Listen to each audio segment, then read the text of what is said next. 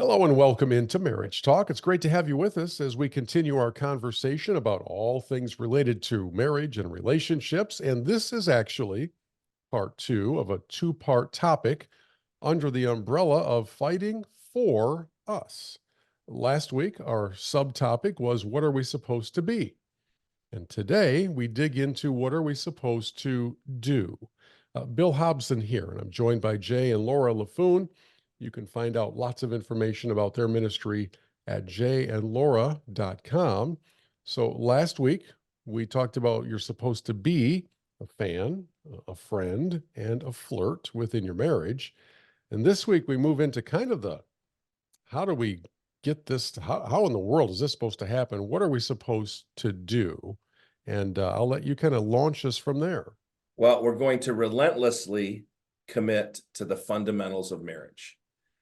Again, we're sports people. We love sports. Two of my favorite coaches of all time, Vince Lombardi, famously held up a football at the beginning of training camp every year and said, "Gentlemen, this is a football. You don't get any more fundamental than that. It's not blocking, it's not tackling, but that ball is what the game's all about." Then another very great coach, in fact, probably in my estimation, one of the best men's basketball coaches of all time, John Wooden, coached UCLA to 10 Division I national championships. Back in the day when he coached, they did not allow freshmen to play varsity sports. Mm-hmm. The freshmen practiced with the varsity. And the first lesson that Wooden taught his freshmen when they came in was not how to shoot a foul shot, not proper defensive stance, but how do you properly tie your shoes? Yeah. Okay. These are the things, the fundamentals are the things you think, we don't need. No, this is the stuff you've got to do really well because it underpins everything else that's going to take place in your marriage. So we're going to talk about four very essential fundamentals that are necessary in marriage, and that we've got to commit relentlessly to those. And we want to look at that word relentlessly because that is, it's the never giving up. It's like, if you picture yourself, I don't know if you've ever had a 3-year-old want to read the same book over and over and over again. They're relentless. And the 5-year-old who says, but why, but why, but why, but why, But why? or the bulldog, that you're playing, what's it Tug of called? war. Tug of war with, and the dog just doesn't let go. You could probably swing the dog around. Again, we don't want to go viral for the wrong reasons. When I'm not talking about animal abuse, but the dog just doesn't let go. And that's the attitude with which we're talking about these fundamentals today when it comes to your marriage. And fighting for us is that relentless. You're just relentlessly, you're not always going to get it right. You're going to have times of failure, but you get up and you do it again and again and again and again. And that's the relentlessly committing to these fundamentals. One of the common comments that we get after a date night or our conference at Grand Hotel is thank you for reminding us of the fundamentals. Yeah. We've kind of let those slip. And unfortunately, when you let the fundamentals, which are the basis of your marriage, slip, everything else starts to erode. And the reason is this. 1 Corinthians 7:28. This is why those fundamentals are so important. 1 Corinthians 7:28. But those who marry will face many troubles in this life. Wait a minute. I didn't hear that in premarital counseling. My pastor didn't say that at my wedding. Those who marry will find many troubles in this life. And it's true. And when you go into marriage, you don't think about that. None of us did. We were in love.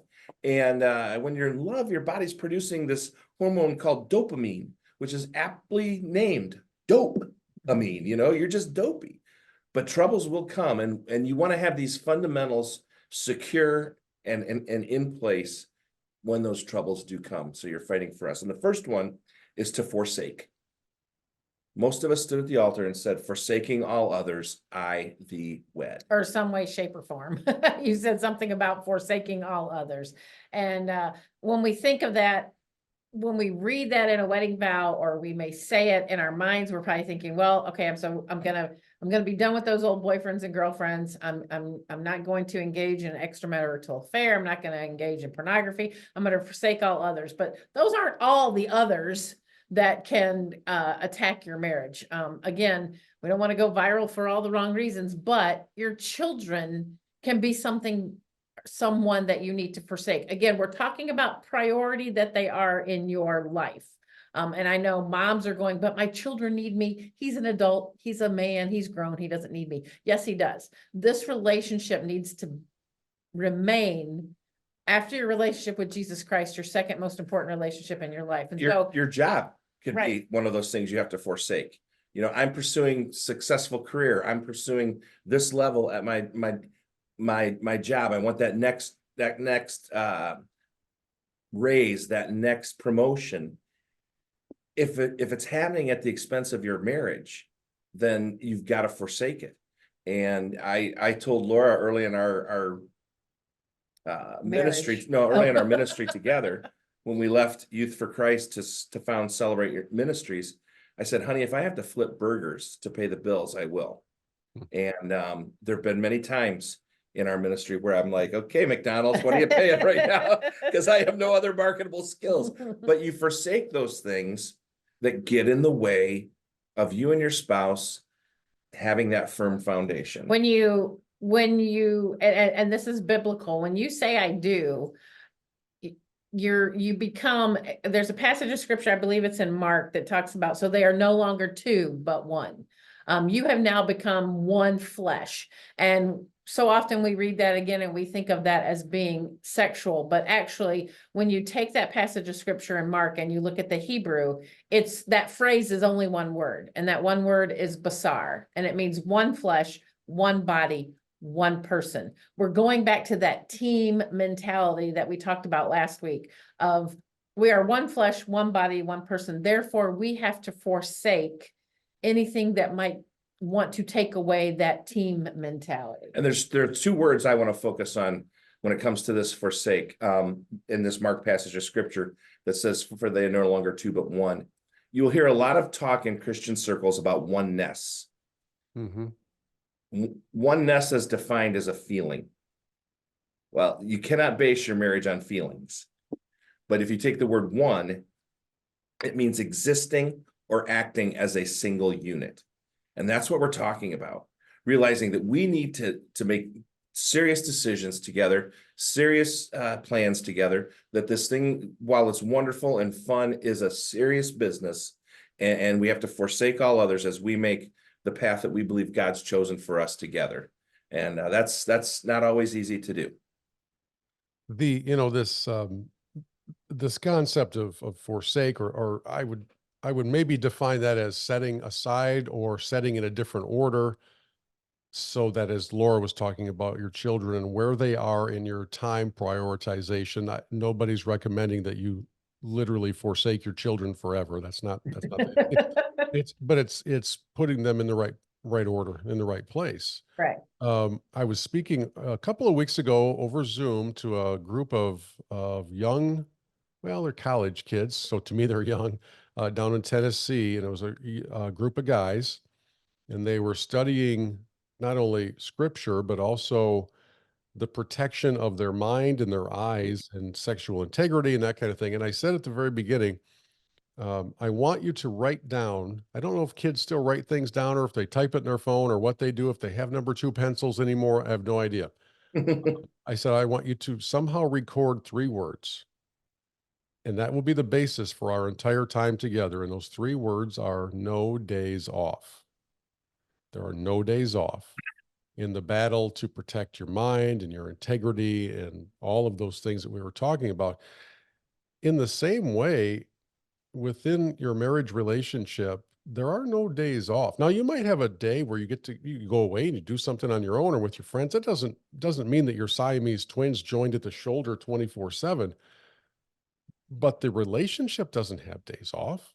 Right. Right. Just like your pursuit of Christ doesn't have days off. You don't take every third Thursday off from Christ, right? Right. Right. Your faith doesn't have a me day, and neither does your relationship. You know, all of culture is centered on me days these days, and I can't Right. do it. I just gotta have a me day. In one of the issues in our culture and within our marriages in this concept of out of control narcissism is everybody's on a me day far too often. Mhm. Well, if you're willing to forsake the me, then your marriage has a chance of being properly prioritized. So we start with forsake. And that me is the biggest one, Bill, Yeah, it really is. by It's far. tough. Yeah, Yeah. it's really tough. So we move next. Speaking of getting it wrong, like I often do, we move to forgive. Actually, the next one's forge. We'll get to forgive in a minute. All right. My bad. That's my bad and how I put them down on your sheet. Relentlessly commit to forge. And to forge means to form or bring into being, especially by an expenditure of effort. And this is what we're talking about. Say that one more time, Jay, because for some people, they hear forge and they remember that their mayor is in jail because of something like this. To forge is to form or bring into being, especially by an expenditure of effort. Like how back in the olden days, they would forge a sword, they would heat up metal and they would hammer it into being. And that's that constant work. And it really was a perfect transition. What you said is that it really is no days off. There is no day off. There is no, oh, we can relax today. Now, yeah, you can relax, but it's one of those things where Marriage is hard work. it's hard work. It's hard work being married to someone who squeezes the toothpaste tube in the middle. Come on, that's just hard work because it's annoying. Right. And marriage is hard work. And so often we come into marriage thinking that happily ever after is just going to happen. We've grown up on Disney movies and Hallmark Channel, and we just think it's just going to happen. And it's not. It takes hard work. It takes hard work to make your marriage a priority when you have 3 children who have very busy schedules, or your jobs demand a lot of time from you. Or like Jay said, being married to someone who squeezes the toothpaste tube from the middle, or for me, being married to someone who thinks he's always right. And it takes hard work. And it's hard work, though, that we have to do that. That's that relentlessly committing to working hard, no days off, is what's going to make your marriage the priority that it needs to be. And that's how you fight for us. There's an axiom in both sports and in business about what it takes to become prolific at something. And the suggestion is this, that if you want to become prolific at something, you need to spend 10,000 hours of concerted effort on that. So in other words, if you want to become a prolific free throw shooter, you need to spend 10,000 hours shooting free throws. If you want to become a prolific accountant, you need to spend 10,000 hours specifically doing accounting.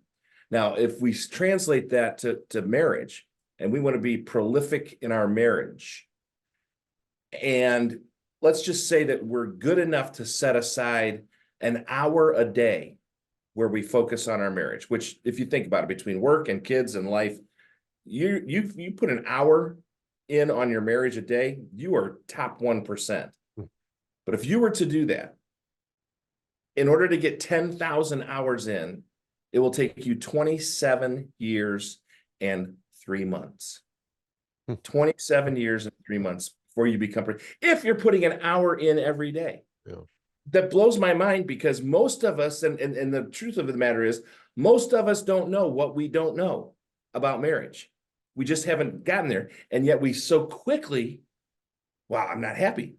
I want out. Well, you don't realize you won't be happy. If you're not happy now, you're not going to be happy anywhere, you know, and issues like that, where you've got to put in the time, put in the effort, put in the work, and somewhere between 25 and 40 years, you may be okay. You know, you may be doing it somewhat right. Well, and that word forge to my mind conjures up images of the blacksmith, the anvil, the foundry, the molten heat that goes into, you know, and then the pounding and the sweat and this is there's nobody who's ever worked in a foundry who says, I've got a pretty easy gig, actually. Yeah, it is hard work, and there's a reward at the end. The final product is the reward at the end, but the process is going to be it's Labor going to be intensive. fully involved and labor intensive. Mhm. And so if you ever hear a promise of a product that's going to help you lose 25 pounds in 2 days and you can still eat brownies and pizza, well, Sign me up. yeah, wouldn't that be nice? But that's not the case. It's Right. diet and exercise, diet and exercise, diet and exercise. You can't walk 15 miles until you walk 15 miles. And so this concept of forge is a proactive effort. And again, there's no days off. And it's not to come across as sounding negative or imposing or foreboding. Eh, Now, if you asked me to go and take some, a rod of steel and somehow forge it into a sword, you're going to lose the fight because I have no idea what I'm doing. But if we're talking about relationships, it is just one day at a time, and it's doing something And every day at a time. and that really is the key, this forging, to realize that it's a journey, not a destination. And we hear it all the time, but we're a destination culture. Yeah. I want to get there. I want to get there. Just talking with a friend this morning whose wife has planned a wonderful 3-week vacation for him this summer. But we have to get to every stop. And there's this whole destination. This is our next destination, our next destination. Instead of saying, no, we're on this journey, and some days we're going to move farther than others. Some days we're not going to move hardly at all because of circumstances or life issues, all that kind of stuff. Okay, let's move to the third. I think this one is forgive. This one is forgive.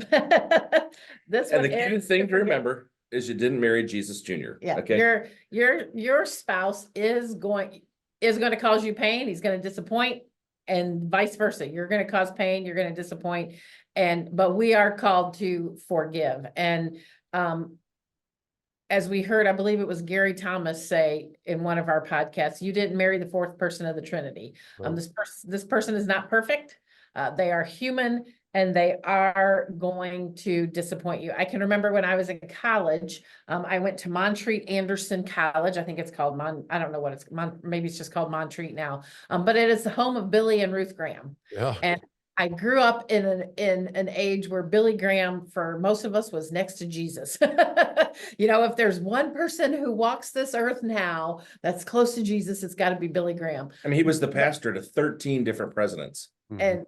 And I can remember Ruth Graham came to our dorm one winter night, and she sat in our dorm lobby with all of these college-age girls around her, asking her questions, and she would answer them. And one of the topics we were talking about was marriage. And she said, marriage is made of two great forgivers. A happy marriage is made of two great forgivers. And in my mind, I thought, what would she know about that? She's married to like Jesus. Billy Graham is like Jesus, but no, Billy Graham is human.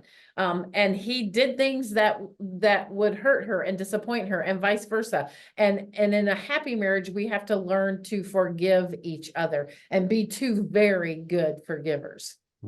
And I think that's the hardest part, is to learn that forgiveness is not just about what it does for your spouse. James 5:16 says this, forgive so that you may be healed.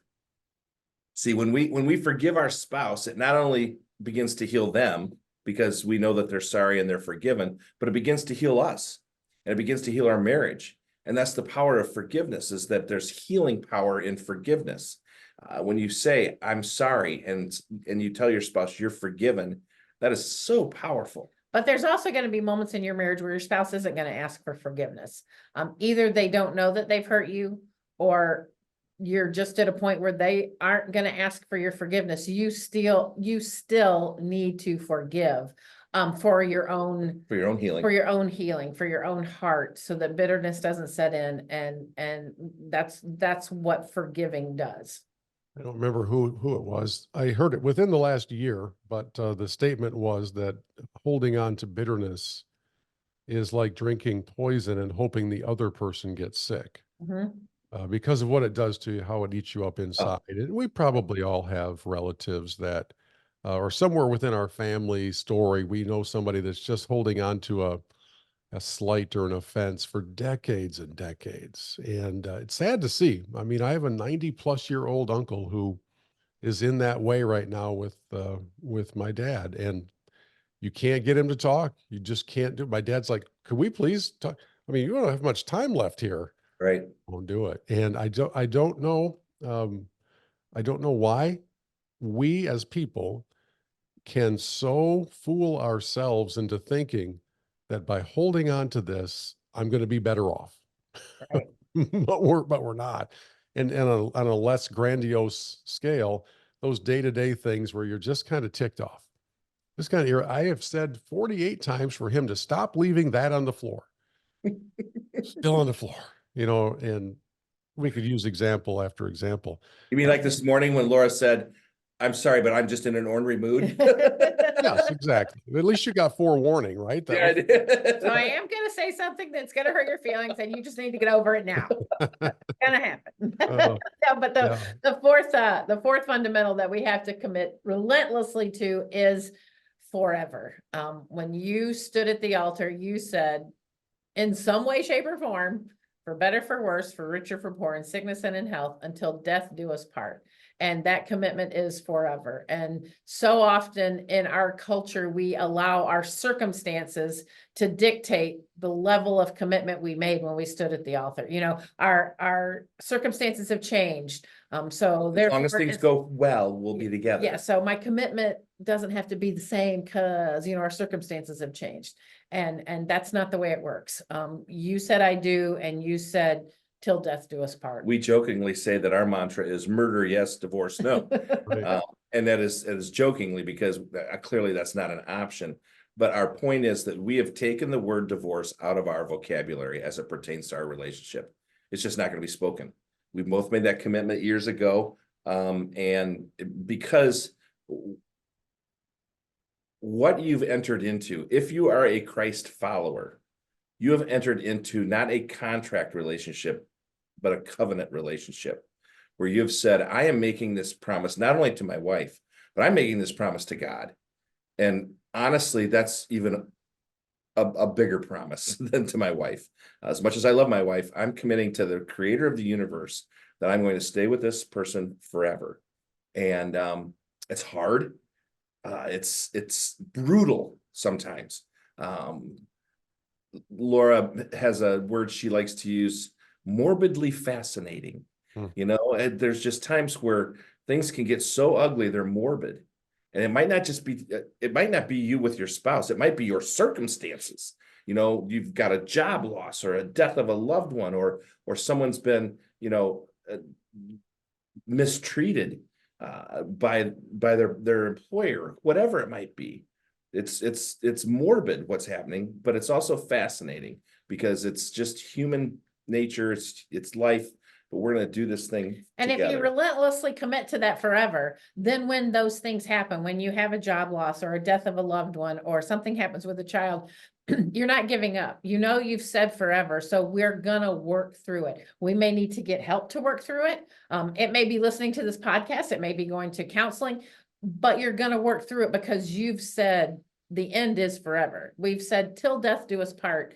So we've got to work through it. And that's the forging, that's the forgiving, that's all that we've talked about for the last 2 weeks, is all wrapped up in the fact that you've said this is forever. And to be able to say, I've run the race, I've fought the good fight, and I've been blessed to do it alongside you. What a blessing. Yeah. And friends, please resist the urge to define forever according to what the culture right now defines forever as. Exactly. It defines forever as long as I feel like it. Mm-hmm. Whether it's, I guess we could do another hour just on the concept of forever, but we do want to remind everybody that you have the opportunity to kind of dig deeper into all of this. If you want to have Jay and Laura at your church, or if you wanted to have a conversation with them in a kind of a coaching, mentoring relationship, you can get all that information at jayandlaura.com. And we have a link to that right at marriagetalk.org. So we've also got every episode we've ever done on the website at marriagetalk.org. We'd love to have you check it out. Hopefully by now you've hit that subscribe button so that you're a part of us either on YouTube or in your podcast platforms and sharing those links with others in your world. We appreciate you listening. Again, last week was part 1. So if you missed last week, go back to part 1 of Fighting For Us, and we will wrap things up today and look forward to talking with you again next time on Marriage Talk.